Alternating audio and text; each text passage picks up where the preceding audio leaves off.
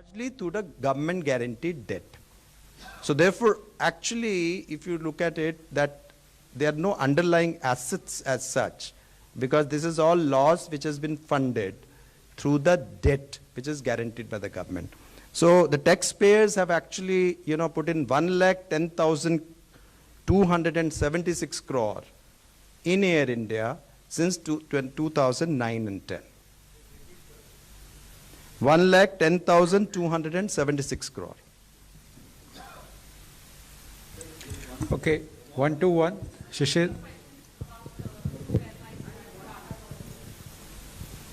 Yes, I think that is up to them. So far as the bid is concerned, we will hand over, whenever the consideration is paid.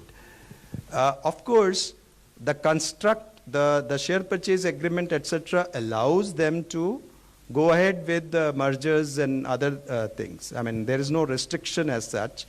Subject to, the restriction is subject to, during the time they will maintain in the equity lock-in period, they have to maintain 51%. That means the ownership.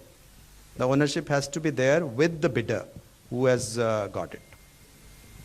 Sir, I have two questions. Sir, one is, when you talk about 18,000 crore rupees of the bid, and out of that 15,300 crore is the debt and remaining in the cash. So what is the actual amount the government is going to get after this transaction is completed? This is number one. And number two is, when you talked about that they are free to go for merger and acquisition, so will this process also go to the CCI so that there should not be any kind of monopoly or any kind of dominance in the market? I'll answer your later part first. Every strategic sale is to have the CCI approval.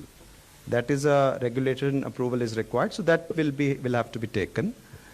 So therefore, when I said that between signing and closing there is a period in which all these approvals have to be taken, there are also third-party approvals, there are lenders, there are many things which need to go between this time. There are condition precedent, there are certain conditions which company has to satisfy, there are certain conditions which the bidder has to satisfy, and there are certain conditions which the government has to satisfy.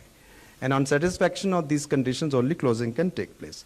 The other part, as you mentioned, was regarding, yes, I mean, basically in this case, the construct is that you have certain liabilities where, for example, I said that there is a government guarantee, which means that basically if the loan is not paid back by the Air India, then government has to pay back. So it is as good as the government liability.